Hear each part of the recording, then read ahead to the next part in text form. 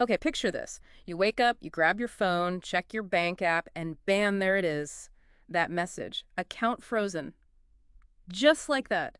No withdrawals, no transfers. You can't pay your can't access emergency cash, can't even buy groceries. You are totally locked out of your own money. And look, this isn't some movie plot. As of today, Saturday, July 12, 2025, around 11:09 a.m. Eastern, this is a real thing happening to people. A really scary current concern.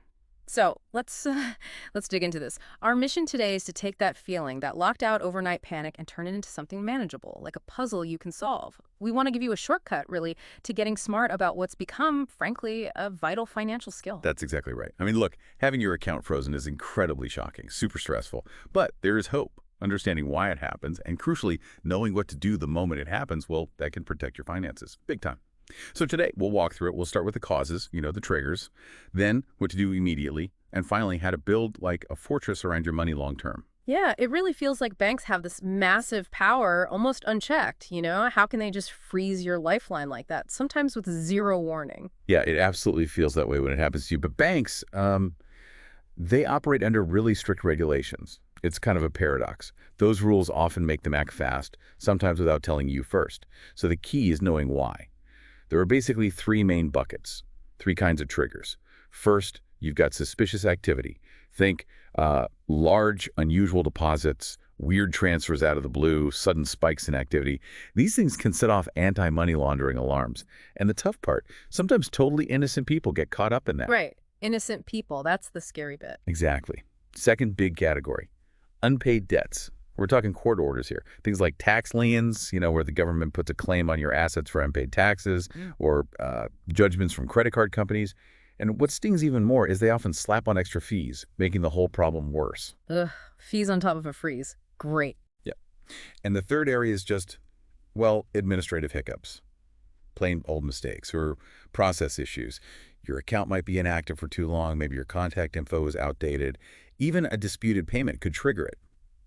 And get this, a 2025 Federal Reserve report noted that something like 15% of freezes actually come from errors. 15% from errors. Wow, that seems really high. Is there anything you can even do about that? I mean, that's not you doing anything wrong. That's the system messing up. Precisely, and that 15% number is huge because it shows it's not always about your actions. Sometimes the system's just too wide a net. You can't predict every error, obviously. But being proactive helps. Keep your contact info updated. Check your account regularly for anything weird. Settle small disputes quickly. Understanding these triggers, for you listening, that's the first step. It takes that fear, that paralysis, and turns it into something you can actually deal with. Makes it manageable. Okay, so that account frozen message appears. Panic sets in. And you said speed is critical, right? Because these things can drag on. Days, weeks. Yeah. Absolutely. Days, weeks, sometimes longer if it's complex. So acting fast is key. Yeah. Here's the plan for those first 24 hours. First, direct contact. Call your bank. Use the official number on their website or your card. Please do not click links in text or emails. Could be a scam. Going to a branch in person works too, sometimes even better. Second, be prepared. When you call or go in, have your ID ready, your account details, everything. Right, have your ducks in a row. Exactly. Third, demand clarity. You need to push them politely but firmly. Ask exactly why it's frozen and exactly what steps you need to take. Do they need documents, an explanation, proof of debt payment? Get specifics. Fourth, escalation. If the bank is being unhelpful, if they're stonewalling you, or if it involves a creditor who won't cooperate, don't wait too long. Think about talking to a lawyer or a financial advisor. And finally, this is super important, like an immediate safety net. Open a secondary account, somewhere else entirely, right away if you can. A secondary account? That's smart, just to have something liquid. You got it. And listen to this, a 2025 survey from the Consumer Financial Protection Bureau, the CFPB, showed that something like 70% of freezes that got resolved happened after people made swift contact. 70%. 70%. Yeah. That really shows how much difference acting fast makes, doesn't it? It gives you back some control. But what about the other 30%? What makes those cases drag on? This is a good question. Often those involve trickier situations, maybe deeper legal issues, like a federal investigation, though that's rarer. Or it could be complex disputes needing lots of paperwork involving multiple parties. Sometimes, honestly, it's just the bank's own internal processes being slow, especially if it's an unusual case. But even then, your quick action at the start lays the groundwork. It gets the ball rolling faster than if you just waited. Okay, so we know what triggers it, and we know the immediate game plan. Now let's talk about playing defense, being proactive. How do you build that financial shield so if one account does freeze, your whole life doesn't just grind to a halt? Right, prevention beats reaction, always. This is about building real financial resilience. The absolute foundation is leveraging insurance. We're talking FDIC insurance for banks, or NCUA if you use a credit union. It covers up to $250,000 per depositor per ownership category. And what's cool is how that stacks. Individual accounts, joint accounts, retirement accounts, they're separate categories. So a couple could potentially have like up to $1 million insured at just one bank. $1 million. Wow. Okay, so insurance is key. It's huge. And it's not just about the bank failing. It can also mean you get access to the insured part of your money faster, even if the rest of the account is tangled up. The second big strategy here is diversifying where you bank. Don't put all your eggs in one basket. Spread your money across a couple of different banks or credit unions. The logic is simple, right? If one institution freezes your account there, your money at the other places is still accessible, still liquid. Plus, different banks have slightly different rules, different algorithms. Spreading it out reduces your risk from any single bank's quirks. That makes a ton of sense. Spread it out. Stay insured. Exactly. And the data backs this up. A 2025 analysis from Bankrate found that 90% of accounts that stayed within those insurance limits avoided any loss. So think of that combo insurance plus diversification as your primary financial shield. Okay, shield up. Foundational stuff covered. But for people who want to, really bulletproof their finances, go beyond the basics. What else can you do? What are the advanced moves? Yeah, let's talk about layering that defense, making it really robust. First strategy, a dedicated emergency fund. And I mean a serious one. 3 to 6 months worth of essential living expenses. Keep it separate, maybe in a high-yield savings account. You see offers now, around 4.5% APY, maybe more. This isn't your main checking. This is specifically for emergencies like rent or groceries if your primary account gets locked. It's your bridge. 3 to 6 months. Okay, that's a solid buffer. It really is. Second, keep a little bit of cash at home. Nothing crazy, maybe $500,000, enough for maybe 2 weeks of basics. Think about it. ATMs could be down. Or maybe you just need immediate cash for something essential and can't get to the bank. It's just handy. Yeah, good old-fashioned cash. Still useful. Definitely. Third layer, diversify your investments beyond just bank accounts.